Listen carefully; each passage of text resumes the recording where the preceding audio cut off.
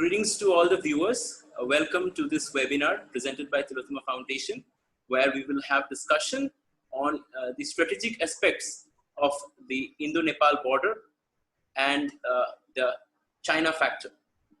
Today's speaker is Dr. Pramod Jaiswal. He is the research director of the Nepal Institute for International Cooperation and Engagement.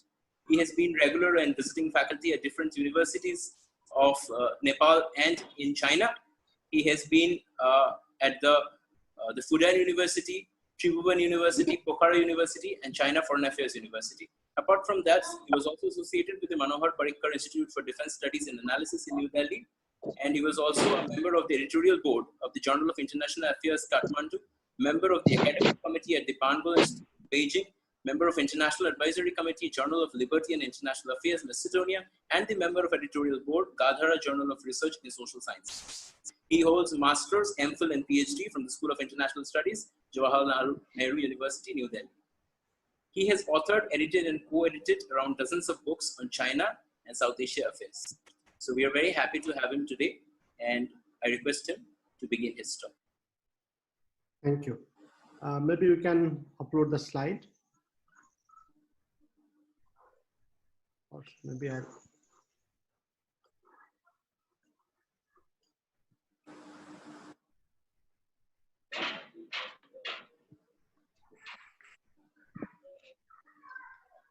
Okay, thank you. At the outset, I'd like to thank Tillotoma Foundation for inviting for this wonderful presentation. Today, I'll be talking about a strategic aspect of Indo-Nepal border security and the China factor. Next slide. Can you move to next slide?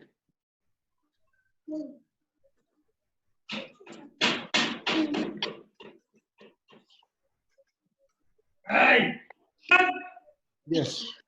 So this picture is a map of China border.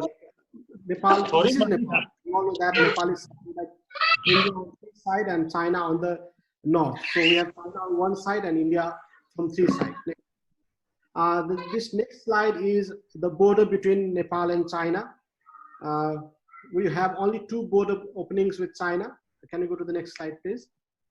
So these two are the two major border points with China. Next slide.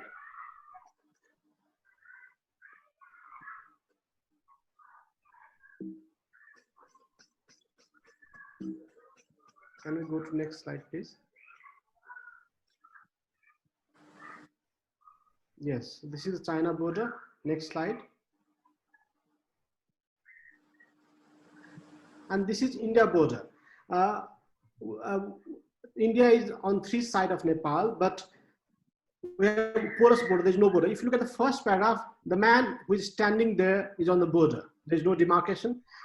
The blue house, the house with green color is in India. The other side, the cow is in Nepal, and there is no proper demarcation. So almost 99.9 places between Nepal and India is like this. There is no demarcation of border. There is border, but there is no demarcation with physical features. And these other two points are the border major trading point where there are customs. In 99% places, there is no customs. There is informal border, but only in few places like 22 major trading ports, we have this kind of border. Next slide. Next slide, please.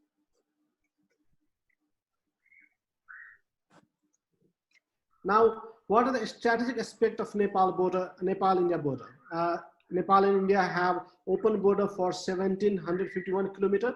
And due to open border, there is a concern of India because any people from any country can come to Nepal, and if they look like South Asian, they can claim to be Nepali and they can enter India because they don't need any passport to go to India. So anyone who claims that they are from Nepal, they are Nepali, they can go to India without passport, without any papers.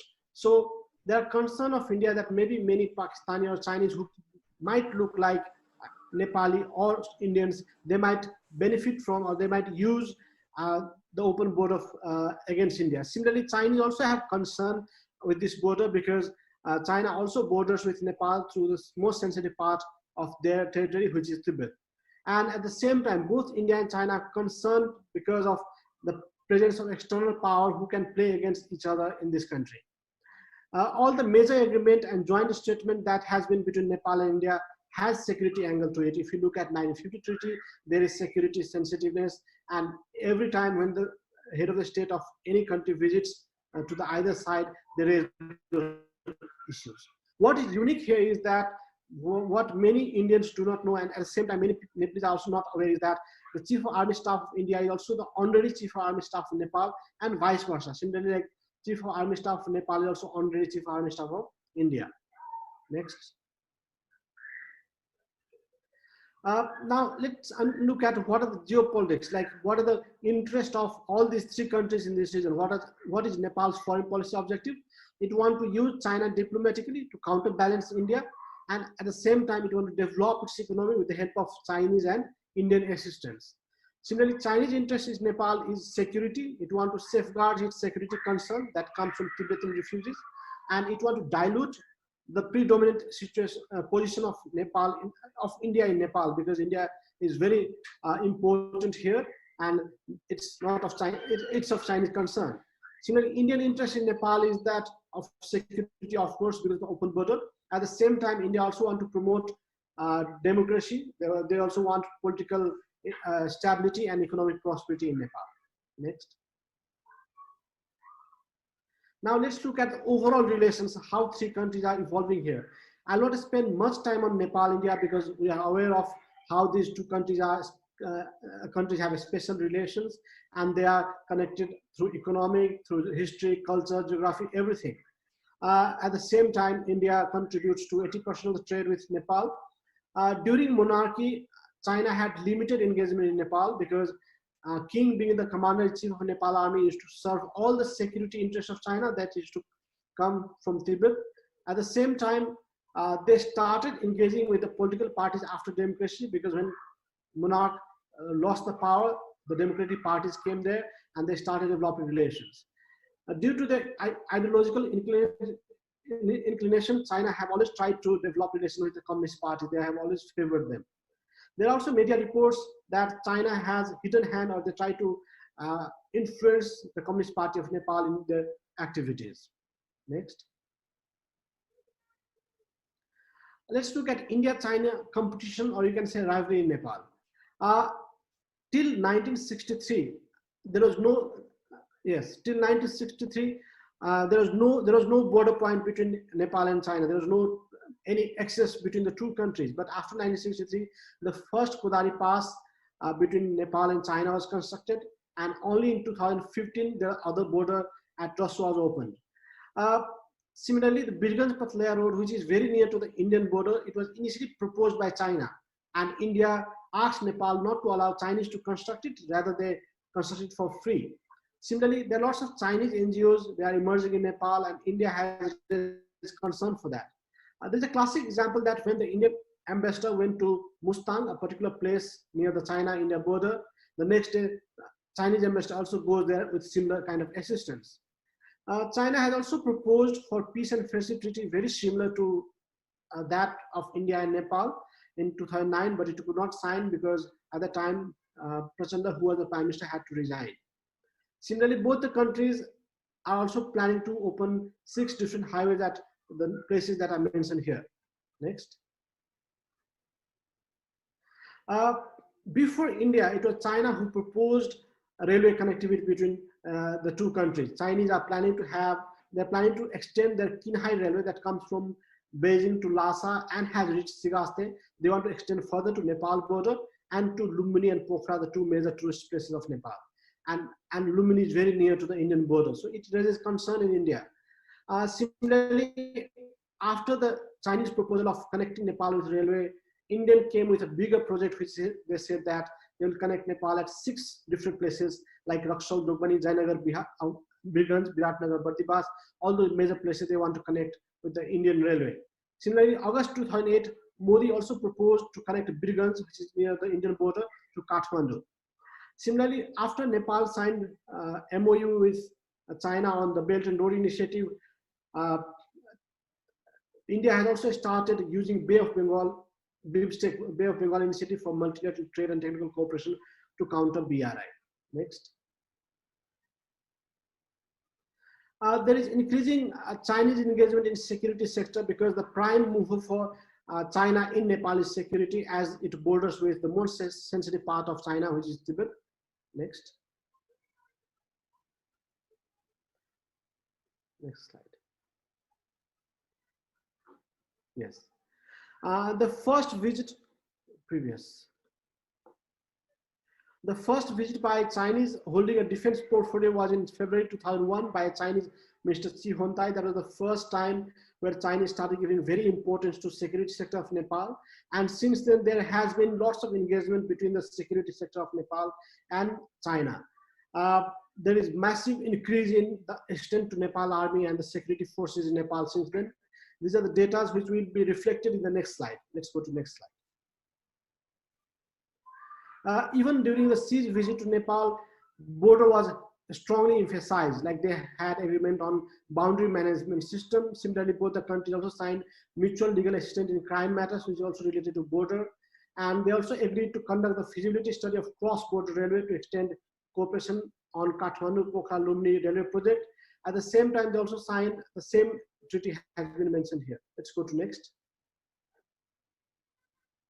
This is the overall graph of Chinese assistance to Nepal, which you can see that after 2005, there has been rapid increase in Chinese assistance to Nepal. In 2005, the reason was that we had monarchy here, which was supported by Chinese. At the same time, in 2008, when China was preparing for Olympics, there were lots of anti-China, or you can say pro-Tibetan activities in Nepal that really made Chinese nervous. And the next was in 2015, when Nepal had earthquake. Next. Here briefly, I want to compare between Chinese aid and Indian aid. If you look at Chinese aid and Indian aid, Chinese aid are doing far better in terms of Indian aid, because Chinese, their aid is quite visible. If they want to give something to Nepal, they try to make it very visible. They try to construct bigger projects, which is very large and centrally located. But India do not give that kind of attention to their projects. Similarly, in terms of objective, Chinese aids are very objective oriented. Either it has to serve their security interest or goodwill between the two countries, but they lack some kind of planning and strategy when it comes to Indian aid, because most of the Indian aid to Nepal is given on the Republic Day of India or Independence Day of India or during the state visit without having proper calculations. In terms of perception, people here in Nepal also feel that Chinese aid benefit Nepal most, and China want to see Nepal self-reliant. So this perception, this might not be reality, but there is a perception in Nepal that Chinese aid is to make Nepal independent, while Nepalese always find some kind of hidden agenda behind Indian aid. Like when Indians were making roads in Nepal, there was accusation that India want to grab the Nepalese market, or they want the cheaper labor. So these kind of accusations are always there when it comes to Indian aid. In terms of delivery, Chinese aid on time. They try to complete the projects on time, while the Indian aids are delayed by decades. There are some exceptions even on Chinese projects. Next. This is the overall data of 2010 and 11, 10 years ago. 10 years ago, Chinese aid was 3 times lower than Indian aid. I mean, Indian aid was 3 times bigger than Chinese aid. But let's go to the next slide where you can see the difference. Next. Here you can see that in terms of it's double, like Chinese aid has become almost double than Indian aid in terms of actual commitment. Means now China commits more than what India commits. But in terms of delivery, like actual dispersion, both the countries, they commit a lot, but they deliver less. But in terms of disbursement, it's 50 times more. When India provided 2 million USD, China provided 51 million USD. So there is a big difference between the two at the moment. This is of current data. Let's go to the next slide. Now, what are the major factors that influenced the relation between Nepal and India? It was the impact of blockade of 2015. Right after the earthquake that had brought lots of disaster in Nepal, there was blockade in the country and people had to suffer a lot, and that hurt India's relation with Nepal. Let's go to the next slide. During the same year, you can see from the data that in 2015-16, Nepal had a very low economic growth rate. That was because of blockade and the earthquake. So this is the major factor that spoiled the relation between the two countries. Next.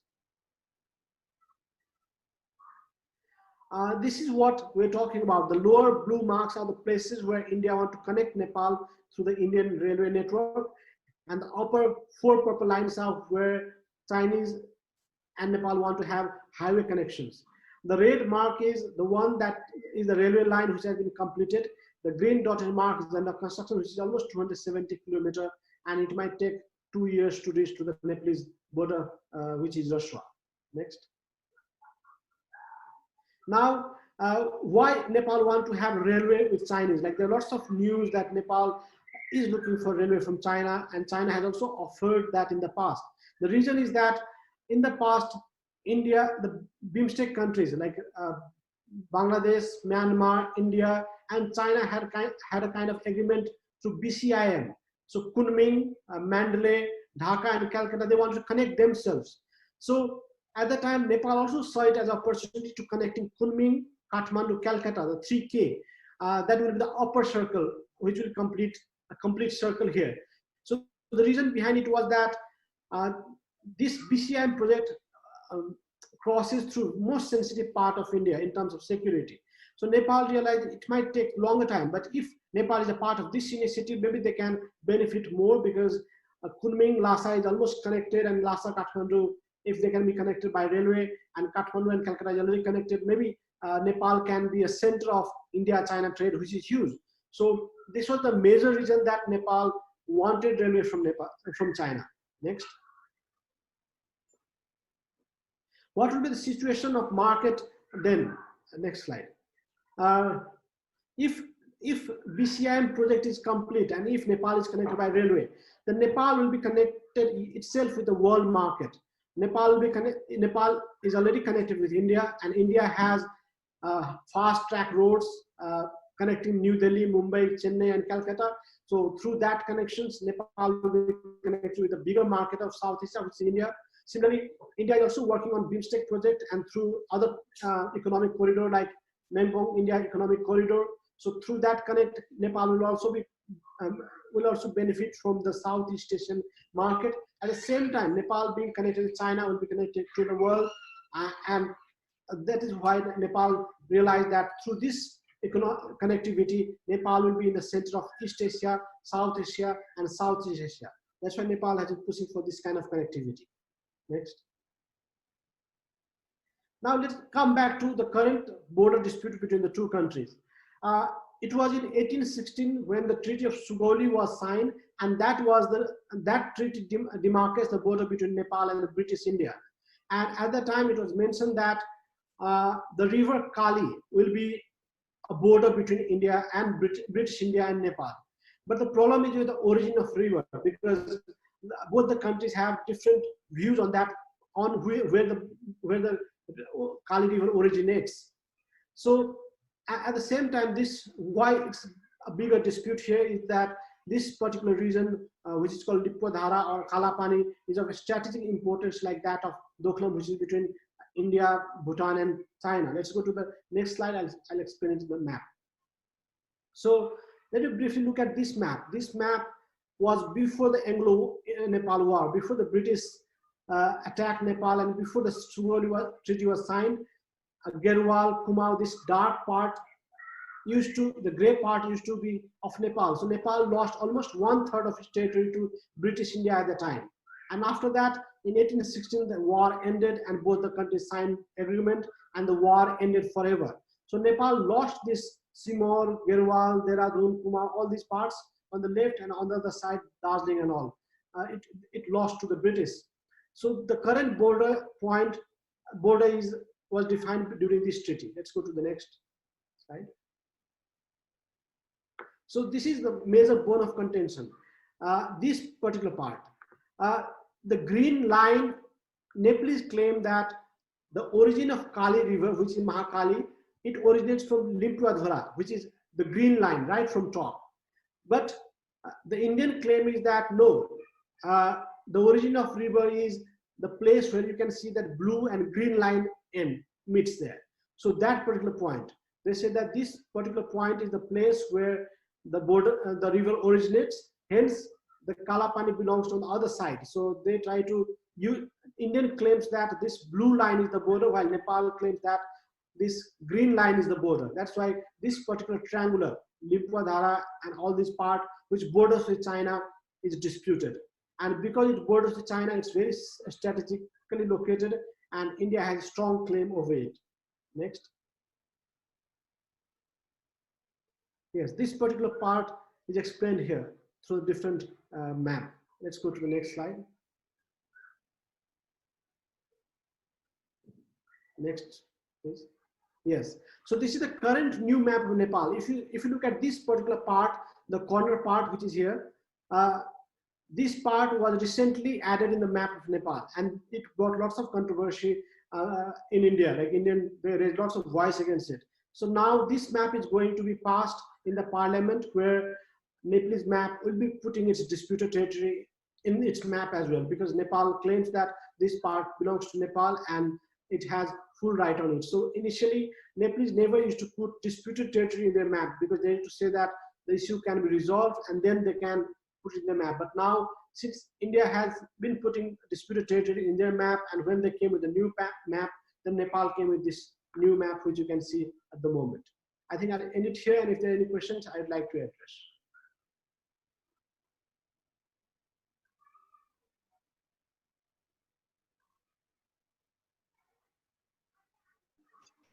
Thank you, Dr. Jaiswal, for your very enlightening presentation on the Indo-Nepal issues. You have traced the history of the Indo-Nepal relations as well as the trilateral issues between People's Republic of China, Nepal, and India.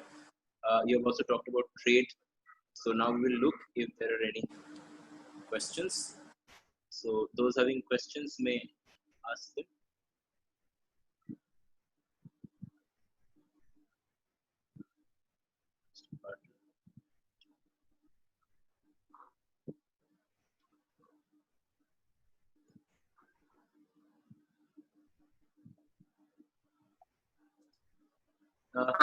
Can you hear me, sir?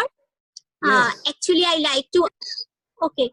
Actually, sir, I like to ask you one question. As you have mentioned that previously India had a very good relation with Nepal, but the relation started deteriorating from 2015, and China is taking the advantage of the situation, and now all these tensions, Kalapani and all. So means China is intervening in the midst. So what India should take up as a measure to prevent it and having future good relation with Nepal? Okay. Thank you. Yes, like you said that before 2015, China was not major stakeholder in Nepal. They were not very active in Nepal. They had limited connections. But after the blockade that happened, the relationship between Nepal and India deteriorated and China got an upper hand. So it was India who provided that what you call situation to Nepal. Because in the past, Nepal and India used to have very good relations, but because of that, there was overall change in the relations. Now, after that, what happened?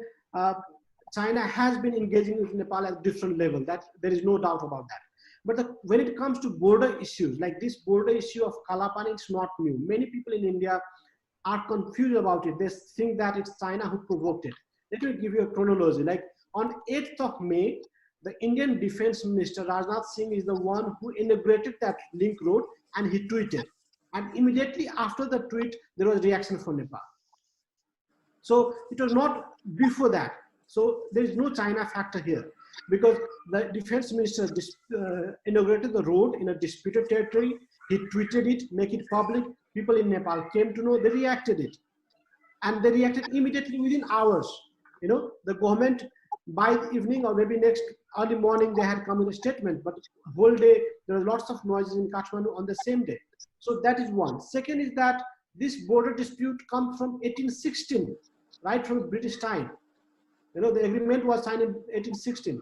So If you look at even other documents, there are different claims on that. But Nepal strongly raised this objection only in 1962, after the China-India war, when India placed its soldier there. Before that, there was no party was there. It's a very high altitude where there is no presence of Indian soldier or Nepali soldiers. There's not much noises.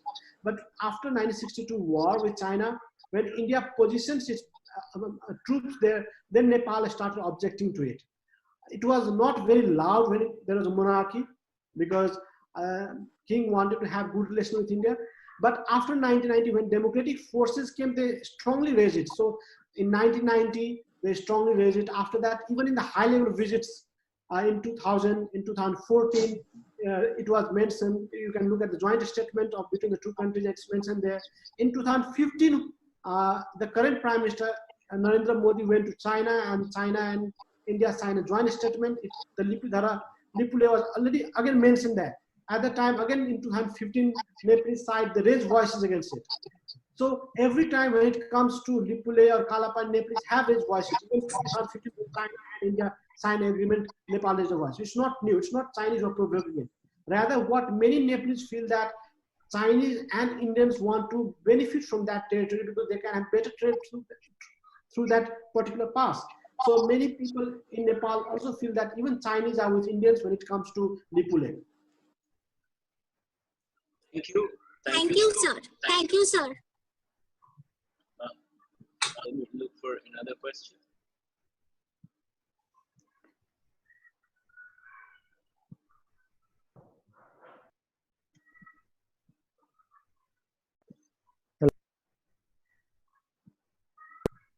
Yeah, go ahead.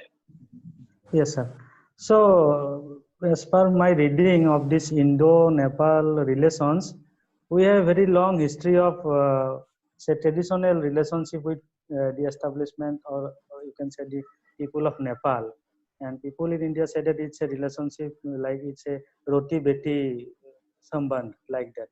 So, but do you think that India in the recent past behave like more like as a big brother, and that may alienate the whole establishment in Nepal? And another issue is that do you think that as per the apprehension of Indian people, it is rather the Chinese Communist Party who can now influence the decisions of the Nepali establishment? So these two issues. What would Yes, be I the agree with you yes. that Nepal and India has very special relations. Actually, when we talk about Nepal-China relation, we are not undermining the very special relation that Nepal and India enjoys. It's like very unique in the world. No country can replace it even in the coming next 2 or 3 decades. That is a fact, that there is cross-culture, people-to-people relations, which cannot be replaced at any cost. Nepal has been engaging with China on economic issues. That is also true, that Nepal has no problem engaging with China. For Nepal, both India and China are neighbors. India and Nepal has very good relations, but at the same time, China is also providing lots of assistance to Nepal's development, which Nepalese want to acknowledge that there is no harm in acknowledging a good neighbor, because India and China had a war, but Nepal and India has very good relations. Nepal and China have good relations, so Nepalese are not shy to talk about it. In the recent times, what you said, big brother, obviously big power behave like that. I think if Nepal was India and India was Nepal, maybe Nepal would have behaved like that. So big state, they do behave like that. I think there is a need for some kind of sensitivity into Indian behavior when it comes to Nepal. For example, Nepalese often accuse India of intervention, that they unnecessarily interfere into Nepalese affairs. So I think that should be controlled to some level. Second is that when it comes to China angle, I think rise of China has to some extent created a space in Nepal. One is obvious rise of China. When China emerged as a power, they create powerful countries create a space around the world, not only Nepal. China has created space everywhere in India's neighborhood, be it Bangladesh or Pakistan. They already have good relations, or Sri Lanka or Nepal or Myanmar. So China has created space as it has emerged as a power. At the same time, China has also got space because of flawed policies of the other countries. For India here, like when India makes mistake, it benefits China. When India had blockade because of its flawed policy, China benefited. It's same with many of the countries. Like when China, third is like when when India is not able to deliver the aspiration of the countries. Like now, India is emerging as economic power. India is developing, and other countries in the region also look at India for their development. And when India is not able to provide that, when India is not able to meet the aspiration, dream, and desire of the neighbors, then they look beyond India, and there is China immediately after India. So that is another reason. So it's like not everything, not all the fault like. Time there's also need for change in attitude of Indian behavior, I think, when it comes to neighborhood. Thank you. Thank you. Any other question or? Oh, okay. We have. Sir, yes. Thank you, sir, for your this. Yeah, go ahead. Yes, sir. So this is Shubham Dey from University of Calcutta.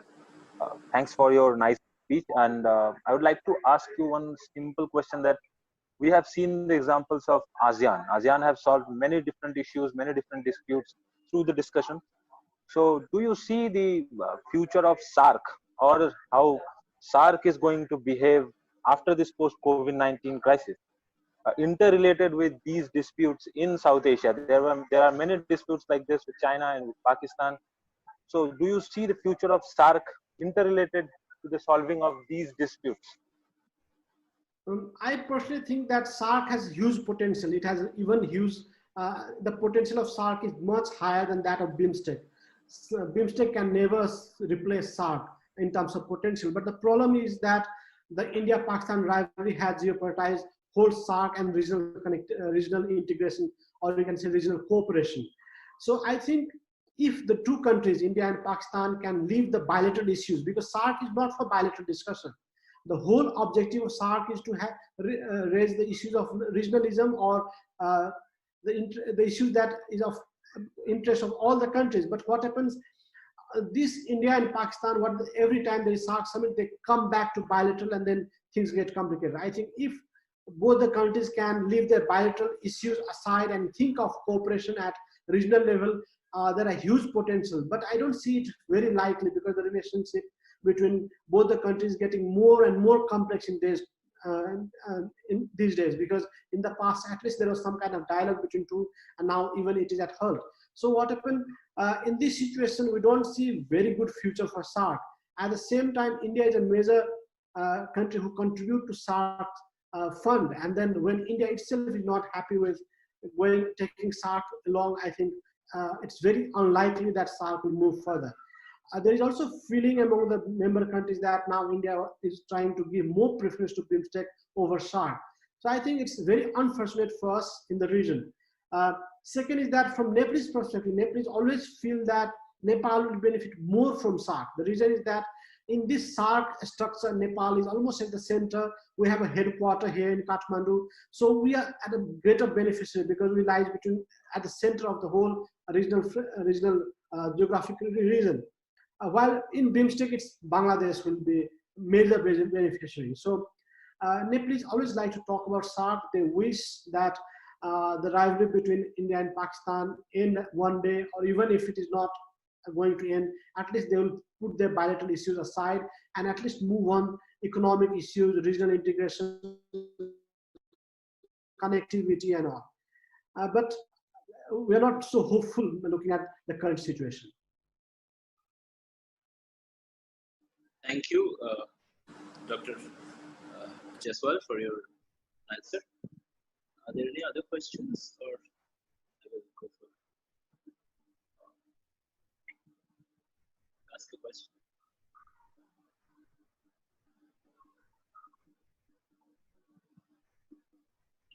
Okay.